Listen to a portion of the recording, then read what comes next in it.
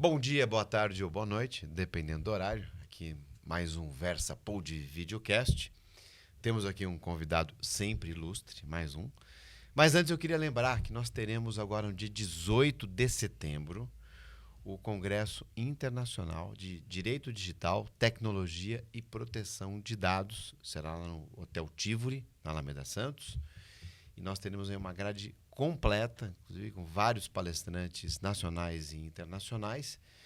E como sou eu que estou aqui fazendo essa apresentação, esse lembrete, e eu tenho aí a prerrogativa dada pela Alessandra Borelli, que está conduzindo todo esse evento, nossa rede de educação, de conceder 30% de desconto. Então, basta dizer àqueles interessados que viram aqui no Versa Podcast esse convite, terão 30% de desconto. É isso, né, Castilho?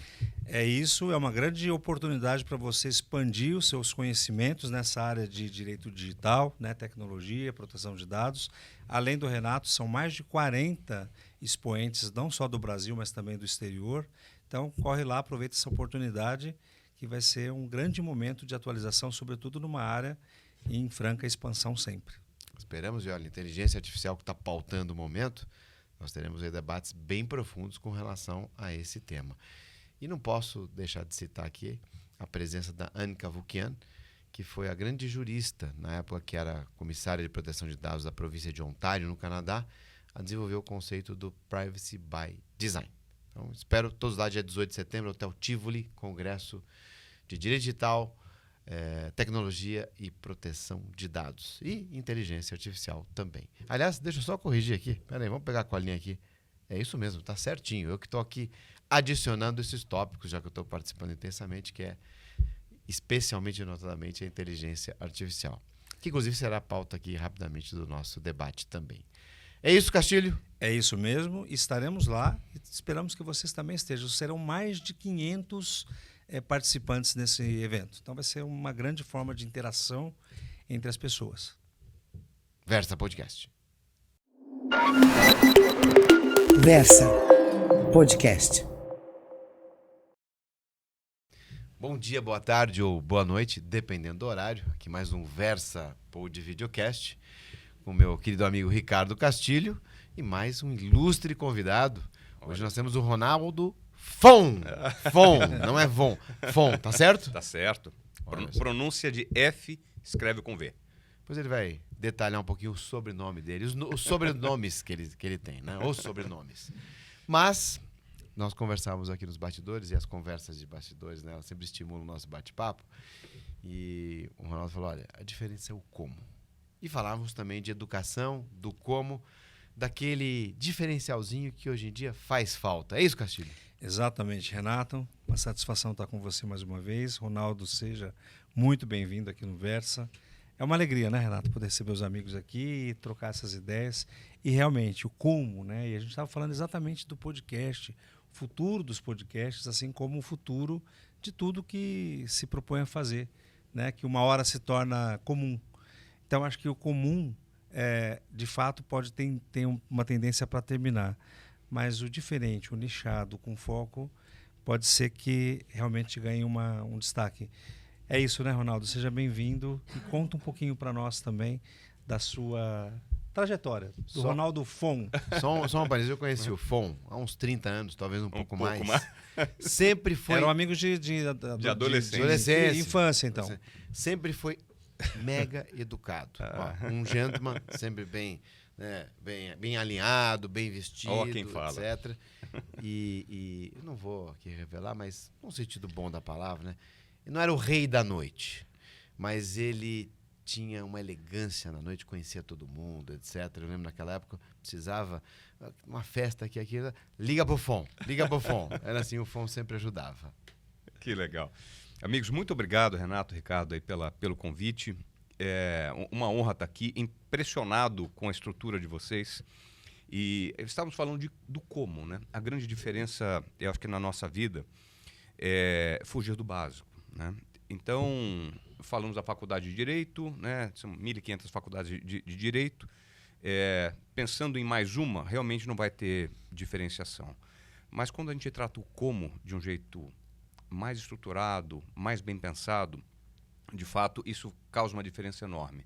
Aqui, mais um podcast, mas a capacidade de conexão sobre diversos temas que não só trazem a luz do direito, mas eu acho que dos aspectos filosóficos para o nosso cotidiano, certamente vai trazer uma diferenciação enorme, inclusive trazendo personalidades do ecossistema de relacionamento de vocês, que eu acho que é sempre muito rico, né? Quer dizer, Paulinho Musi, Edu Guedes, Popovic, o próprio Nelson Williams, pessoas... Voz de locutora. Voz de locutora. Eu ia falar isso, Renato. Talvez se eu precisasse de um scriptzinho assim, a gente podia pedir para ele. Né? Você sabe que na minha Falar adolescência... aqui para nossa produção aqui, que você pode participar, a gente está estimulando vocês para participarem. Vamos considerar nossos roteiros, né? Você sabe que na minha... Enfim, a gente vai falar várias curiosidades aqui. Na minha adolescência, eu gostava de fazer imitação e locução. Cheguei a fazer locução algumas vezes. Disso. É verdade. Não, ele vai... Pronto, aqui já está pautado o programa de hoje. Ó, Fon vai imitar um monte de gente aqui. Eu lembrei disso agora. Perfeito. Não, eu não tenho mais a mesma habilidade, mas eu ficava brincando e tudo mais até a hora que eu fui realmente fazer algumas dublagens, enfim. E começou brincando com versão brasileira. Olha aí. Aí você... Agora São Paulo, é isso? É, Como é que é? uma Fala. distribuição via com. Olha aí, Castilho. Versão brasileira. Bom, e aí, Herbert Richards. Herbert Richards. E aí, enfim, começou com essas brincadeiras todas e tudo mais. A gente falava de diferenciação e eu acho que uma média muito baixa de tudo que a gente tem visto, né, nas relações diversas, né, relações de consumo, relações de serviço, relações humanas como um todo. E a gente comentou também de um exemplo, né, de um hotel, né, que, enfim, fiz uma reserva de um hotel. Pode falar o nome, viu? Que é bom. Do Hotel Unique, né, família do Vitor, hoje dirigido pelo Wellington, que é um craque, um sujeito que eu admiro. Começou como bartender, começou como garçom, hoje é o diretor-geral do hotel, uma trajetória linda de 20 e poucos anos. E a gente se referencia muito pelas pessoas, né? A gente vai numa livraria e pede alguma indicação, ou são para o lado da autoajuda ou são pelo lado das biografias, né? E aí onde o protagonismo, de fato, acho que se torna referência na vida das pessoas e muito das empresas de muito sucesso se assemelham às questões humanas dessas pessoas, né? Enfim, estávamos falando do hotel e eu quis comemorar um aniversário de casamento lá no Unique. E aí eu liguei para saber qual seria o melhor horário, o horário do check-in. E uma sutileza no como fez toda a diferença. Não, seu Ronaldo, é seu aniversário de casamento. O hotel está preparado a hora que você quiser, né? Você não quer chegar às 10 horas para aproveitar a piscina? Não faz a menor diferença para o hotel chegar às 10 ou às 2, se ele não tiver com uma alta taxa de ocupação. Agora, uma simples sutileza como essa faz uma diferença enorme, né? E é por isso que os hotéis mais sofisticados e os restaurantes mais sofisticados são sempre referência com relação a isso. Aí trago também uma outra curiosidade. Eu avaliei hotéis e restaurantes durante uma jornada na minha vida como Secret Shopper para uma empresa inglesa. Semelhante ao Michelin, mas não era para esse tipo de propósito de catálogo, né? E aí, às cegas, né? Às cegas, assim. E se você é descoberto, você tem que interromper tudo, enfim. Mas é muito então, muito não interessante. É o caso do Unique. O Unique não sabia que ele estava... Aliás, um abraço para Melissa Oliveira aqui. Melissa. Acho que ela, não sei se ela está ainda no Unique, mas com certeza aí tem também o pitaco dela, né? Sem dúvida. A Melissa foi, durante muitos anos, diretora-geral de lá e comandou impecavelmente. Saiu recentemente, foi para outros projetos aí. Mas muito do hotel, do que a gente tem como referência do hotel, se deve a ela. Um beijão para ela, filha super... do Regis. Exatamente, Regis de Oliveira, um grande advogado. Entendi. E acho que o marido dela, se não me engano, é um chefe. Exatamente. O Bassolé. Eu estive no casamento deles lá no Unique. Pronto. Olha que legal. Melissa, Bassolé, então, Bassolé e Melissa já serão convidados aqui para o nosso Versa Podcast. Exato. Já está aqui pronto na listinha. Já ficam no A script. gente percebe uma coisa aqui, né? Falamos de nomes e conexões, etc., né? Biografias. No fundo, a gente se conecta com pessoas, né? Somos seres humanos conectados a seres humanos. Muita gente se esquece disso e se esquece de um fator que que eu acho que remete a muita humildade que a gente tem que ter, e eu sei que é muito da tua linha de pensamento, das pessoas que são arrogantes, que são ensimesmadas e tudo mais, até a hora que ele precisar de alguém para limpá-lo numa cama de hospital. Né? Ele sentir a pequenez do ser humano como ele é, e a grandeza que é quando a gente está junto. Né? De fato, somos seres gregários, nascemos para viver em tribos, em bandos, etc. E dessa forma a gente acaba sendo sempre muito melhor. Né? E aí é a sutileza, e eu acho que o grande ativo que a gente tem que perseguir, que é relacionamento. Relacionamento verdadeiro, né? Não só por interesse. É claro que um relacionamento profissional, comercial, etc., há um interesse natural, né? Mas eu sempre me lembro das pessoas que me procuraram sem nada a oferecer, ou sem nada a pedir, né? Então, pelo simples interesse da conexão, de falar, putz, eu acho que tem trocas felizes aqui para acontecer, né? Enfim, só mais uma pauta para a gente abrir aqui, e o quanto que vocês são conectados, vocês sabem muito bem o valor disso. Né? Vou aproveitar, então vou fazer o contraponto com o FON.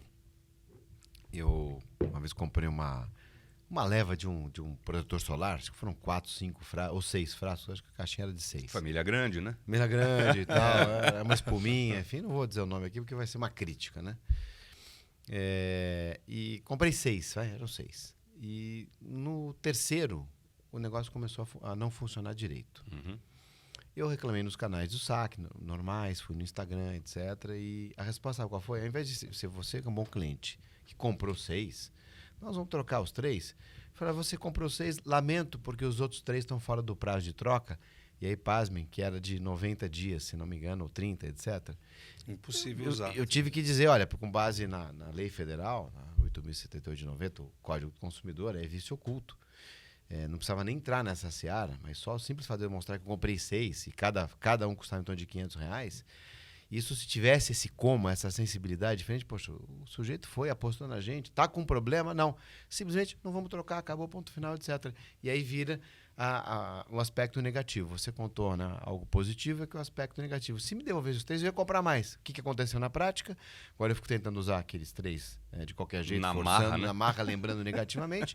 E já não vou mais comprar também, já mudei de marca, inclusive. A minha médica querida, sua irmã, a Renata Castilho, fazer um elogio aqui público para ela, que já me deu essa alternativa também. Então, como as coisas são, né? É claro que existem circunstâncias e que muitas vezes, até pelo volume, aquela reclamação não chega, né, no ouvido de quem deveria chegar. Isso já aconteceu comigo, né, no escritório, etc. Enfim, é tanto que eu peço, olha, se teve algum problema, fale comigo. Eu estou acostumado, não sou o saque oficial, mas eu tenho as minhas redes, eu respondo, eu vejo, etc. E para mim é positivo receber uma crítica. Olha, está demorando para ter essa resposta. Será que o tópico envolve isso mesmo? Está faltando isso, está faltando aquilo, etc. É importante para um CEO, para um chair, enfim, receber esse tipo de contato. Até porque não. Porque isso faz toda a diferença. Se hoje tem um mercado, né, muito grande na Castilho e FON para quem trata bem as pessoas, não é isso? Eu acho que cada vez mais isso é a condição. É quase condição sine qua non, porque existem outras opções, né, Renato? Então, como é que a gente vai se sobressair? Desde nós falávamos do nosso podcast, nós somos suspeitos em dizer, mas o feedback é muito interessante, né? O próprio FON trouxe para nós de que ele assistiu e gostou, porque tem conteúdo, tem diferencial, tem... e acho que nós temos amor do que a gente faz. Amor. Então isso faz diferença, né? Você está narrando aqui um exemplo que você nunca mais esqueceu, a ponto de hoje você revelar, olha, por que aquilo te marcou? Porque é como deve ser, né? Aquele gentileza gera gentileza, nem Sem sempre dúvida. é assim, mas deveria ser assim. Eu acho que hoje o mundo está caminhando para isso, para cada vez mais o exemplo do teu protetor solar, né? Não faz sentido. Se eles são diferenciados, se eles têm um preço diferenciado, se são bons, não pode ser ruim na ponta. Então, eu acho que tudo tem um fluxo que deve funcionar. Castilho, acho que as pessoas, assim, eu vou fazer um paradoxo aqui, né?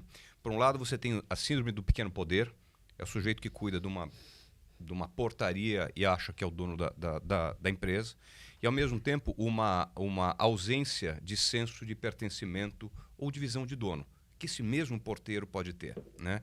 De falar, putz, é uma situação especial, deixa que eu vou resolver, né? Que isso de fato não só traz valor para a minha pessoa, para a companhia, para o ecossistema, né?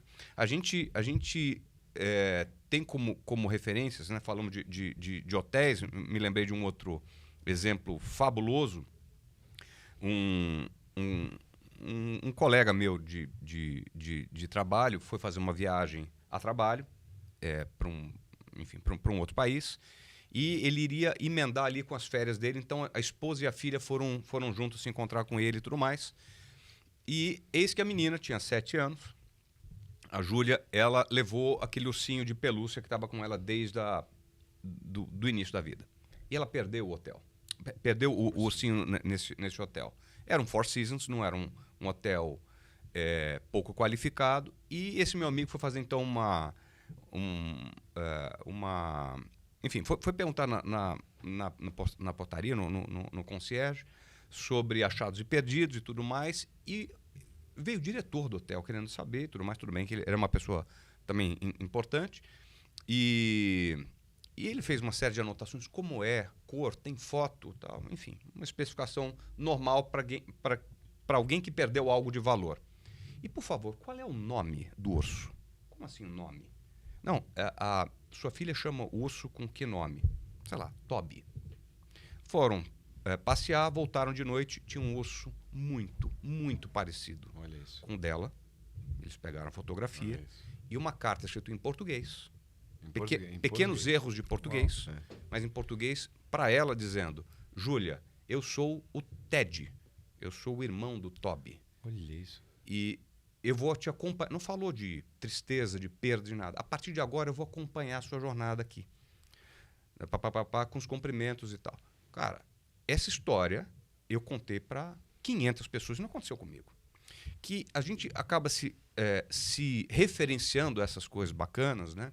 Gentileza, eu vou chegar no gentileza, traz gentileza, que a gente se encanta com o jeito Disney de ser, né? Essa questão de encantamento em tudo que faz, enfim, de um jeito realmente super especial, e se tornou uma faculdade, né? Se tornou uma escola, né? de como fazer, né? E a gente acorda de manhã todo dia com a opção de escolher como que a gente quer ser, né? A cada minuto, na verdade. Então, a história da gentileza, trazer gentileza, é claro que isso aqui, a vida nos machuca muito, em diversos aspectos.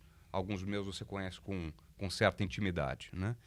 Mas eu quero continuar escolhendo como eu vou agir. Muito embora eu saiba que a vida vai me bater, que ela não vai ser justa, que a cadeira de vocês, como advogados, também não é justa. Os tribunais não são justos. Mas que tudo bem. Eu escolho de um jeito estoico como eu quero ser, né? É muito, muito comum hoje em dia a gente falar da resiliência, né? Palavra da moda e tudo mais, que a gente aprendeu na nossa época de ginásio. Puta, entreguei a idade agora. Na época de escola. Que a resiliência é uma propriedade da física de sofrer o impacto, não mudar a sua forma ou sua trajetória. De fato eu quero escolher como eu quero agir. E eu prefiro ser educado, eu prefiro ser gentil, eu não quero nada em troca. Porque a recompensa vem de mim mesmo. De falar, cara, me orgulhei de você, que você, puta, foi legal hoje e tal. Poderia não ter sido. E olha, eu erro pra cacete. Eu erro demais. Mas mesmo assim, eu quero ter orgulho da minha trajetória. Por mais que, enfim, às vezes a gente não consegue alcançar aquilo que a gente quer, né? O orgulho próprio de falar, cara, eu fiz o meu melhor, eu fiz dentro das condições que eu tinha, eu agi como eu me orgulharia, né? Aquela história, né? Você contaria para sua mãe o que você fez, a forma como você fez. Eu prefiro escolher dessa maneira a forma de eu viver, sabe? E é bíblico, né? Sim. Vamos ajudar os outros, não vamos esperar nada em troca, vamos fazer em secreto muitas vezes, não ficar mostrando. É bíblico. Está aqui citando, né, passagens bíblicas indiretamente. Mas eu lembrei, Castilho, se você me permitir, dessa parte da gentileza, que como estratégia de marketing também. Né? Uhum. Assim, às vezes as coisas são tão simples, né? Claro. Então, só dar aquele toquezinho, atender bem, cuidar bem, etc. E hoje tem cada vez mais espaço para isso. Mas eu lembro de uma situação que aconteceu comigo, fazer um elogio aqui à TAM, hoje Latam, Uhum. na época comandante Rolim. Sim. O Fale com o Presidente, lembra? Todo mundo pegava Sim. o Fokker 100, que era mais apertadinho, mas tinha lá o happy hour, tal, era interessante. E um dia, fui também numa palestra, sempre tinha o hábito de levar a família nas palestras e tal, não lembro para onde eu fui, mas a minha filha Renata, que agora está prestando exame de ordem, olha só que bênção, era pequenininha, tinha já 2 anos talvez no máximo, 1 ano e meio, enfim. E lá você podia pedir, quando você estava com um bebê, neném, criança, uma madeira, né? Fomos lá, uma madeira e tal, entramos, embarcamos. Chegamos, pedimos uma madeira, a moça veio falando, não embarcou, né? Não, tudo bem, a gente contorna ali, etc. Mas eu fui depois lá no Fala com o Presidente só para relatar, olha, não embarcou, não foi nenhuma reclamação. Eu acho que não foi no mesmo dia, foi no dia seguinte, eu recebo uma mensagem, um e-mail, na época era só e-mail, né? Assinado pelo comandante Rolim, dizendo que à tarde eu iria receber uma entrega. E à tarde eu recebi uma entrega com, se não me engano, 12 mamadeiras, naquelas bandejinhas, né, até mais um mimo, alguma coisa assim. Acho que até veio um presentinho, não lembro, talvez um ursinho, alguma coisa assim, para dar para a Renata, que era pequenininha. Quanto custou isso? Né? Sei lá, hoje daria 30, 40 reais, talvez, máximo, né?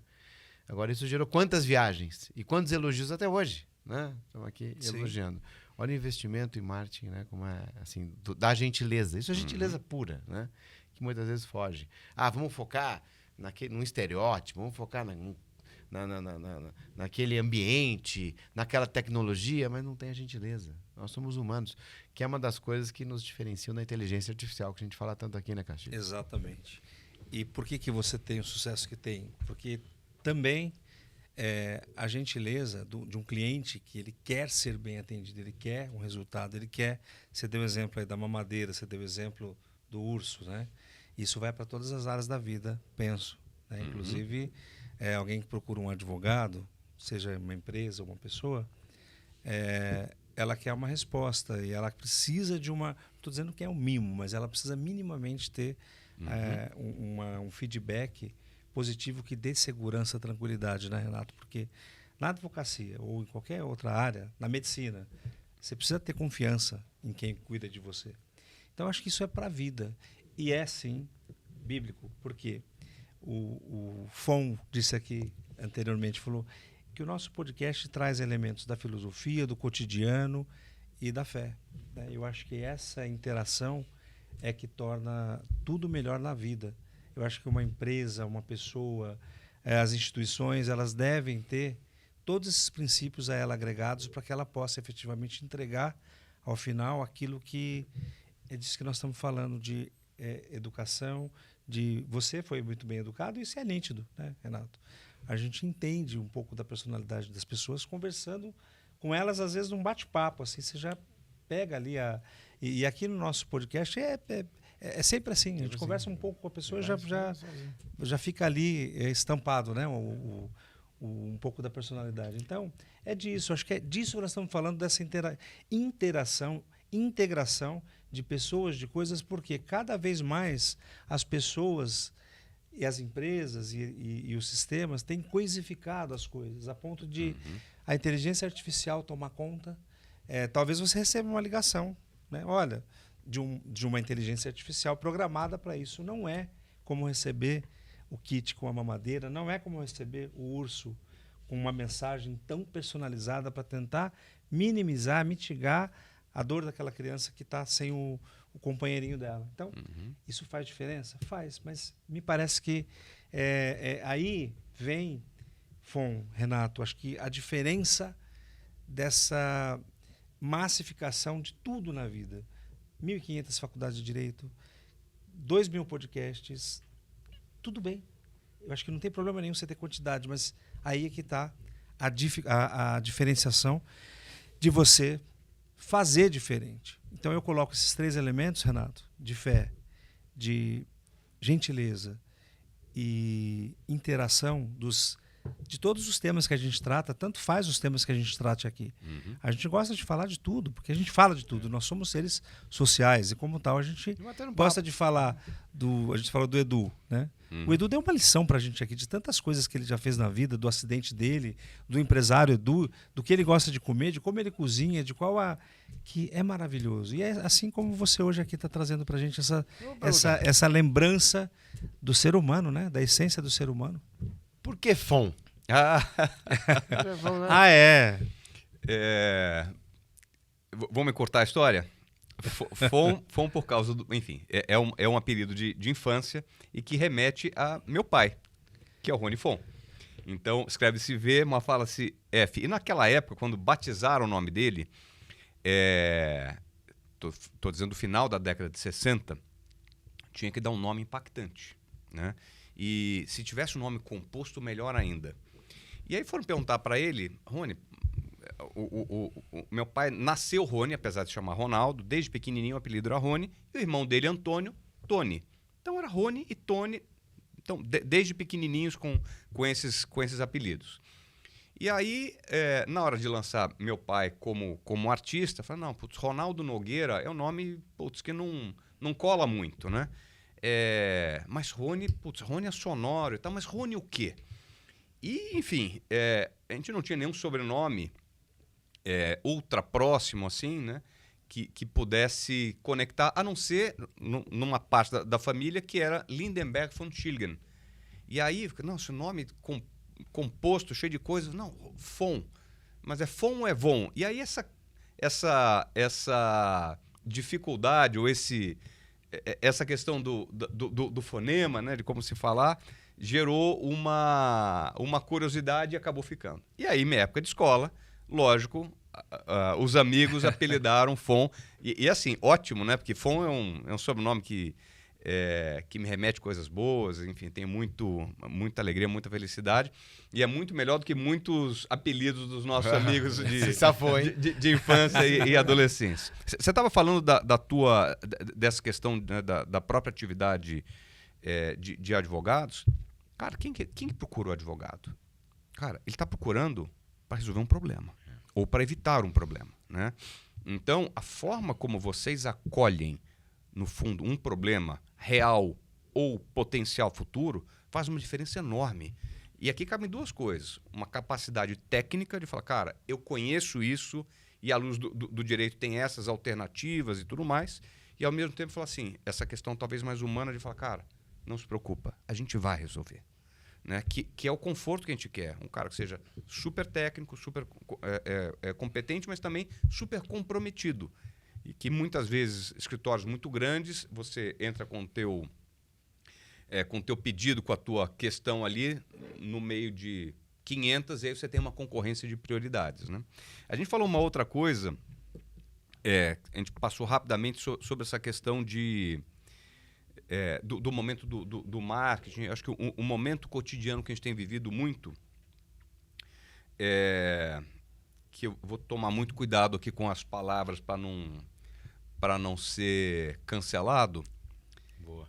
Que eu nem ser processado. Eu vou cancelado. Ser cancelado. Não, eu vou trazer Nossa atividade tá ficando difícil, hein? Tá. É a justiça do cancelamento, que não é justiça que a gente aprendeu, hein? Exato. Pautamos aqui, ó. Ó o tema.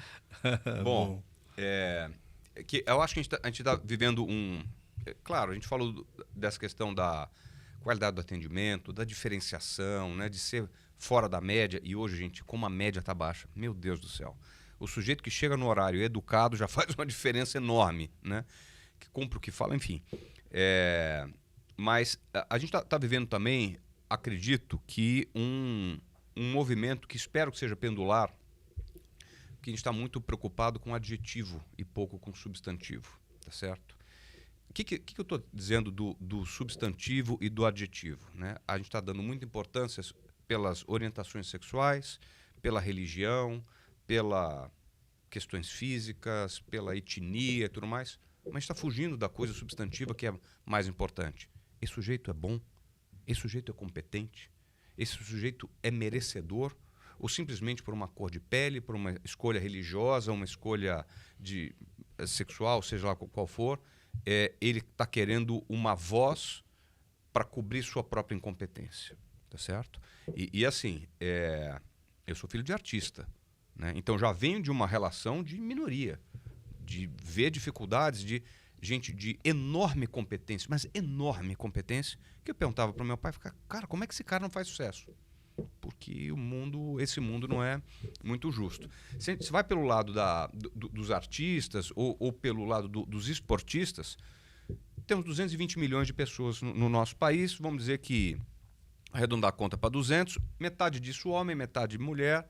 Desses 100 milhões de homens, vamos dizer que 10% jogue bola. São 10 milhões de pessoas jogando bola, tá certo? Que joguem, assim, eu diria até o seguinte, putz, metade disso, 50 milhões, joga alguma bola, tá, mas 10 milhões jogam muita bola, gostam de futebol, 1% da nossa população, né? Ou 10%, aí 1% da população realmente é fissurado, joga todo fim de semana, etc. Tal. Quantos caras de fato fazem sucesso no futebol? 1.000 pessoas. Estou chutando alto, hein? Bem alto. Que consiga viajar, trocar de carro, trocar de casa, tal, ter uma vida confortável? 1.000. Acho que não chega a 1.000. De 1 milhão de pessoas, ou de um universo de 100 milhões, a gente tem 1.000 pessoas. O funil é muito estreito, tá certo? Na questão artística é igual. Agora está um pouco mais aberto por conta de todas as plataformas, da própria internet, mas na época do início de Jovem Guarda, de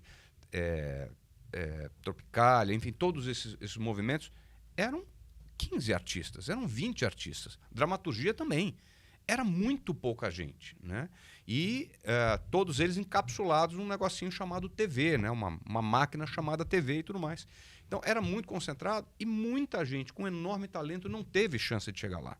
Então, estou falando como sabedor, como alguém que viu essa trajetória de muita gente, né? Então, conheço a exceção sob os seus mais diversos aspectos. Agora, querer dar voz a quem não tem conteúdo, cabedal, competência, ética, correção, enfim, simplesmente por causa dos seus elementos adjetivos, acho que é uma atrocidade com o próprio valor humano, né? É deteriorar demais aquilo que a gente entende como valor, né? Obra de arte, né? Por que uma coisa é tão valiosa? Cara, porque tem uma técnica, tem um jeito, tem uma raridade, isso faz ter valor, né? E a banalidade é exatamente o inverso. Então, no meio de tanta banalidade, como é que se diferencia? Então, acabam tendo fugas, né? Rotas aí, né? de somatória de exceções e tudo mais, de novo, sem ser injusto, né? Acho que temos que fomentar justiça nos seus mais diversos prismas aqui, mas a gente está dando muita voz, muita luz, muito foco ao adjetivo e muito menos ao substantivo. Quando a gente fala isso, a gente lembra muito dos nossos heróis, né? Nós três aqui acordávamos de madrugada para ver um cara correr de carro. E não era pelo patriotismo só, é que o cara ia além. O cara dava o máximo de si. Ele também acordava de madrugada, atormentava o mecânico e o engenheiro de equipe, falava, cara, como é que eu performo melhor? Né? A gente tinha uma relação de relevância com relação a ele, ao Senna, pelos valores que ele trazia, tá certo? De ser um cara brasileiro, com as dificuldades financeiras e tudo mais, que não estava, enfim, como os demais, com todas as suas características. Já entrou mais velho na Fórmula 1, né? Vamos lembrar. Foi boicotado pelas regras, né? O Balestre, vários outros caras o boicotaram e o cara tirava ali uma força e uma fé, né? De uma forma super diferenciada. E no final ele levantava um troféu chamado Bandeira Nacional. Então a gente tinha uma relação por esse cara brutal. E foi pelos seus méritos, não é porque ele era negro, faltava um braço, era caolho, era enfim, da Umbanda. Não. Era a essência substantiva dele que nos atrelava. E quem se atrelava a ele? todos os seus diversos adjetivos. Pouco importa se era a religião, opção, de vida que quisesse. Todos se conectavam a ele. Se conectavam ao quê? A uma essência humana, né? A um substantivo muito maior. Então, espero que esse movimento seja pendular, que a gente volte a valores e princípios que, de fato, a gente se espelhe nas nossas vidas, né? Que lição, Castilho. Olha, Fala demais, né, filho? Não, que lição. vamos- Olha, isso aqui vai dar, já deu uma pauta fortíssima aqui. Deu corte aí, produção. Mas olha, como tá tão profundo, o professor de filosofia é o Castilho. Então tá contigo. Não, todos nós somos, de alguma forma, filósofos. Olha aqui um filósofo. Eu O sou... professor tá falando. Eu sou apaixonado pela filosofia. A filosofia traz respostas, né? Desde Confúcio, Sócrates, Platão, até os mais próximos, né? Arthur Schopenhauer, com toda a sua acidez. Eu acho que trazem reflexões super poderosas, porque no fundo eles trazem perguntas. Eles não trazem respostas, né? Eles assim, cara, what if? E se? Né? E se for isso? E se for aquilo? Né? Então, a gente acaba tendo uma reflexão, acho que muito, muito interessante da gente pensar, de novo, acho que me remeto ao que falei antes, pensar como eu quero agir. Né? E é isso, porque a filosofia não traz respostas, ela sempre vai perguntar. Exato. E todos os filósofos, todos, né? Principalmente os filósofos ocidentais, eles sempre buscavam respostas e erravam muito. Né? Então, Aristóteles, quando viu ele achava que seria impossível peixe, existia um mamífero, por exemplo. Ele via a baleia, para ele aquilo era um peixe muito grande. Né? Quando que ele poderia imaginar que ela seria um mamífero? Então, a filosofia questionava, e ainda eu penso hoje, no século XXI, que nós não temos respostas de quase nada. O universo é uma coisa totalmente mística para nós ainda.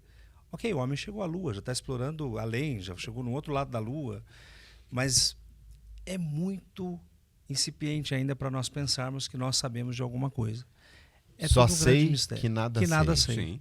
Exatamente. Quem é o autor dessa frase? É o Sócrates, Só sei que nada que sei. morreu novo, né? É um dos caras que ensinava debaixo de uma árvore. O Sócrates não tinha propriamente um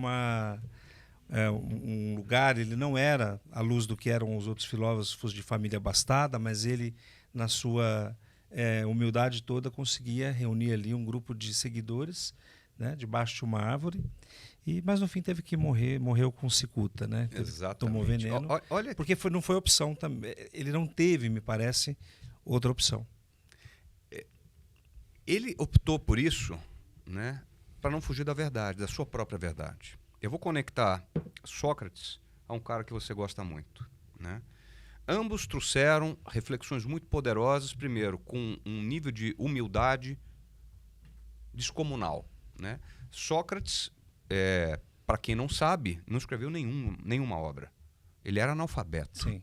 Quem escreveu sobre Sócrates foi Platão, né? Desde os diálogos e vários outros artigos super importantes que ele escreveu, né? Tendo como Sócrates seu grande mentor. Teve um outro cara, Jesus, que também, com toda a sua humildade, trouxe uma série de ensinamentos e também trouxe muita reflexão, tá certo? Sobre, cara, pecado, os nossos valores humanos, etc. No fundo, trouxe exemplos e questionamentos.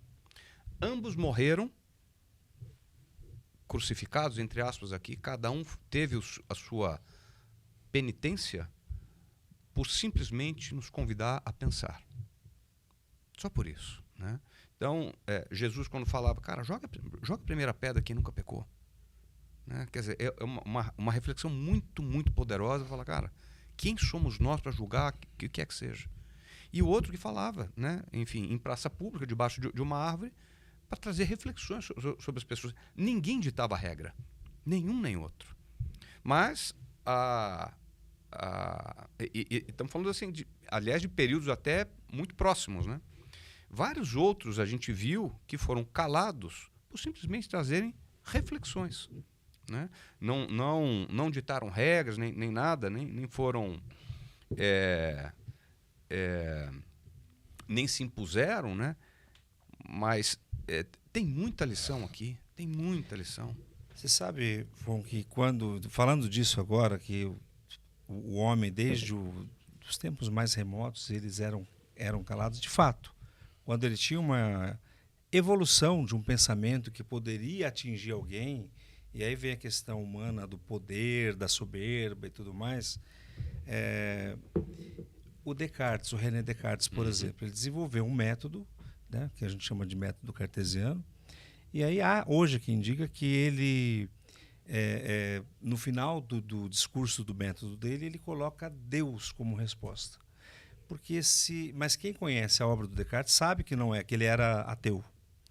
Mas ele precisou colocar Deus para não ser decapitado, porque naquela época o cristianismo tinha um poder que ninguém poderia dizer diferente daquilo. Transportando para os dias de hoje, será que ainda é assim? Será que ainda nos sistemas a gente tem um grupo que a fala inibe a outra? Será não? Acho que nós temos ainda em muitos sistemas, né? Está diminuindo, mas ainda essa história ela continua, me parece. Não acha, Renato? Até dentro das questões políticas atuais, né, nós temos um pouco de... Eu vou trazer aqui 2 pontos de reflexão. Primeiro, a própria dificuldade de compreensão de certas técnicas jurídicas hoje que são colocadas em xeque, em dúvida, inclusive, né? Somos muito questionados em função de algumas decisões pitorescas, né, que nós estamos aí vivenciando. E, por outro lado, pode sim haver uma confusão aí junto com tecnologia, ao mesmo tempo divulgação qualificada ou escolhida. Então fala-se muito em neutralidade de rede, mas não em neutralidade de conteúdo. Isso me preocupa, que pode ser uma censura disfarçada em algumas situações. Então nós estamos em busca do equilíbrio. E a justiça, você sempre faz essa pergunta, né, do que é a justiça, hoje tem um papel que vai protagonizar e vai fazer toda essa diferença. Eu citei hoje aqui, aliás, fiz um vídeo hoje nas minhas redes sobre o exame de ordem, que teve como peça principal na área do direito civil uma questão diretamente ligada ao direito digital, envolvendo remoção de um conteúdo que prejudica e pode cancelar uma pessoa para o resto da sua vida, um conteúdo íntimo. E o que a justiça, o judiciário pode fazer com relação a isso? Então, no caso do exame de ordem, um pedido de remoção posterior, já atrasado, né? Enfim, mas que vai, em tese, se cumprido, aliviar uma parte daquele sofrimento e uma compensação, uma indenização por parte daquela inércia. Mas e tudo que aconteceu antes, né? E o contexto, e a potência disso tudo? Como é que fica? Então, estamos hoje no momento definidor, eu diria assim, dos efeitos da real justiça que a gente tem. Vou deixar esse pensamento aqui dentro de 2 filósofos que eu tenho aqui do meu lado. É muita coisa. Castilho, eu conectaria 3 coisas aqui, né? Primeiro, essa dicotomia que a gente tem vivido, que isso já advém aí da Revolução Francesa, esquerda, direita, etc., e também bastante incentivado pela Escola de Frankfurt, enfim, não quero me estender com relação a esse tema, que traz uma dicotomia que é, de novo, um antagonismo brutal, cabal, sobre a nossa própria existência humana. Somos seres gregários, a gente funciona muito melhor em bando, já falei isso aqui, em bando, em tribo, etc. Sempre foi assim. Na hora que você cria distorções, né, e aí tira-se a questão do contexto e coloca a ética a 7 palmos debaixo da terra, de fato a gente tem grandes problemas, né? Dessa dicotomia, né, daquele que não pensa igual ser seu inimigo, né? Na nossa época de escola, se eu falasse assim, putz, eu adoro pera, Renato ia falar, putz, eu adoro maçã, que legal, cada um gosta de um e está tudo bem.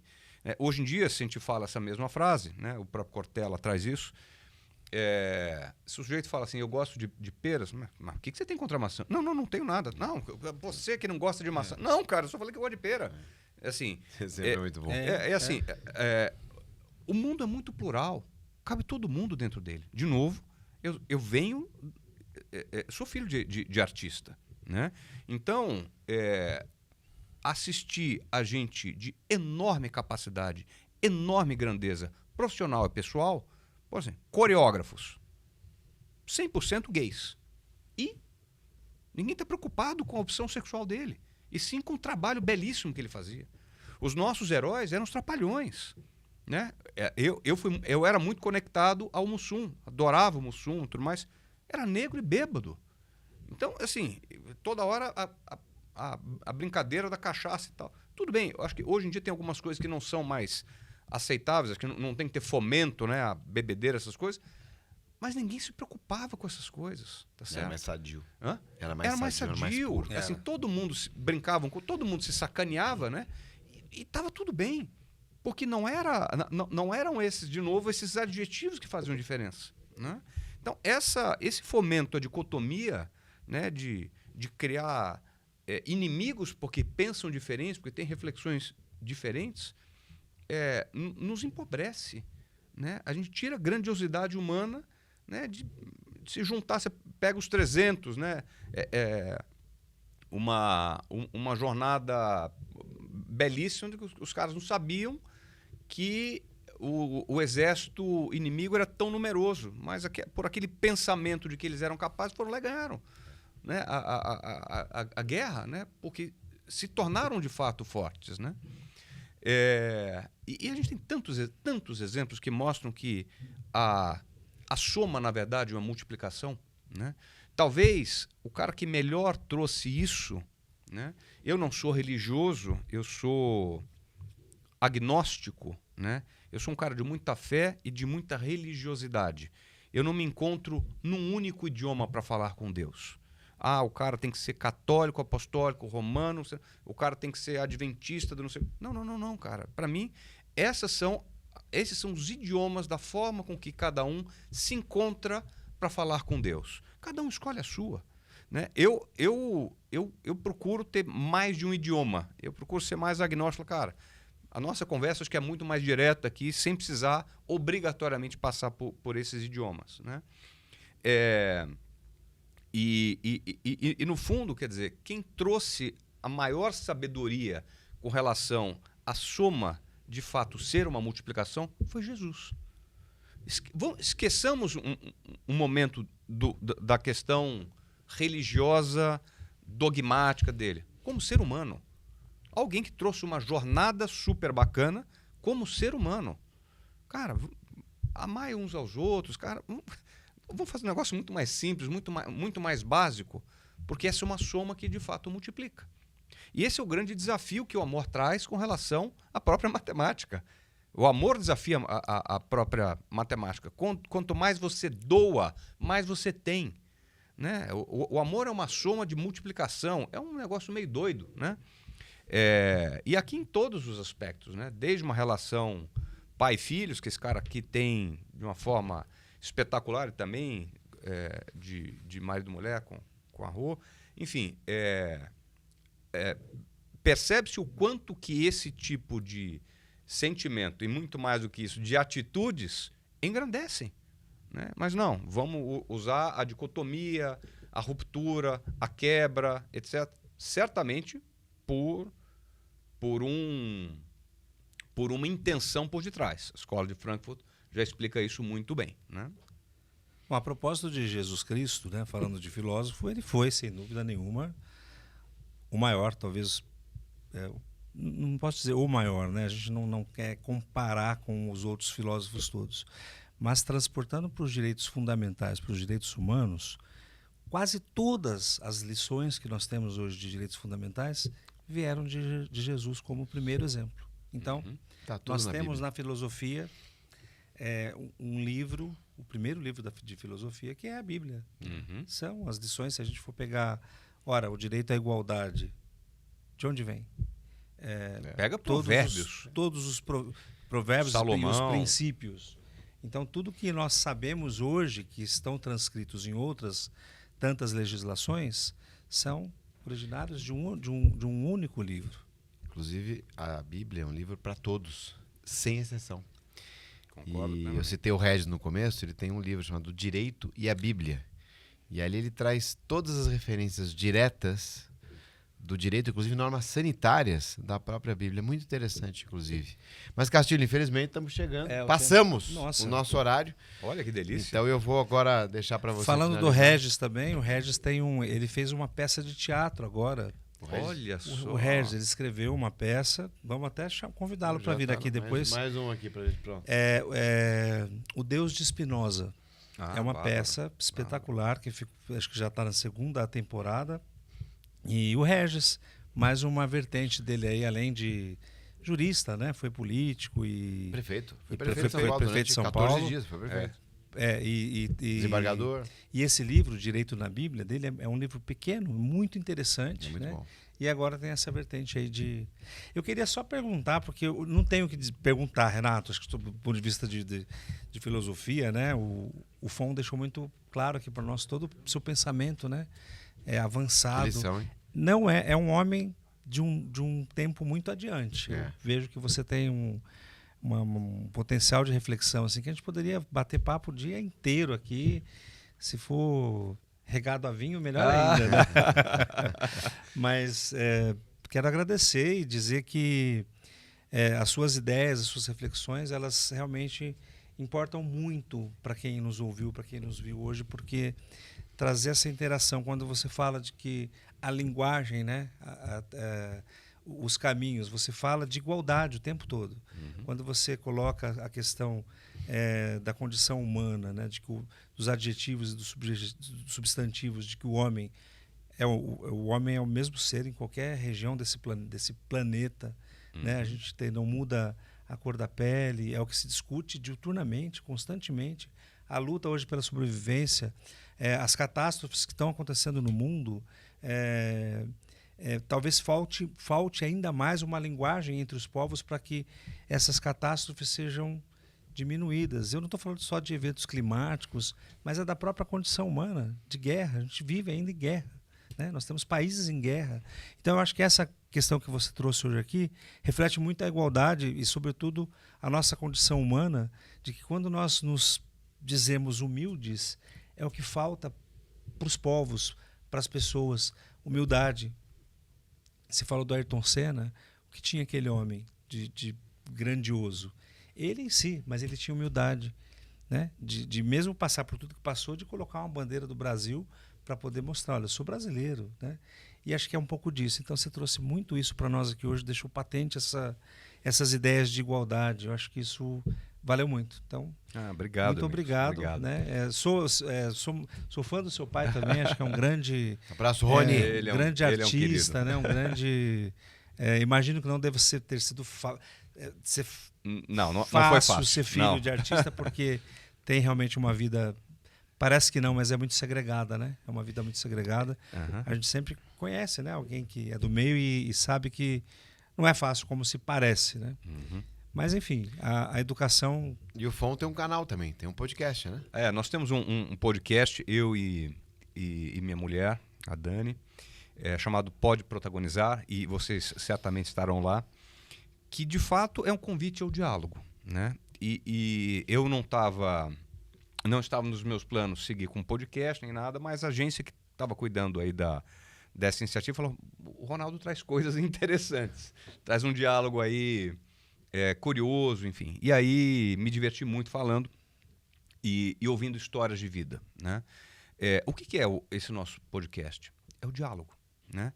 E o que tem trazido a dispersão das pessoas quando você fala de guerras? A falta de diálogo. No fundo, o diálogo e a ausência do ego talvez sejam aqui o grande barato da vida, né? Da gente, e assim, e claro, uma camada enorme de humanidade. Para eu entender que, assim, peraí, você pega um sujeito que é extremamente arrogante, cheio de coisa e tal, cara,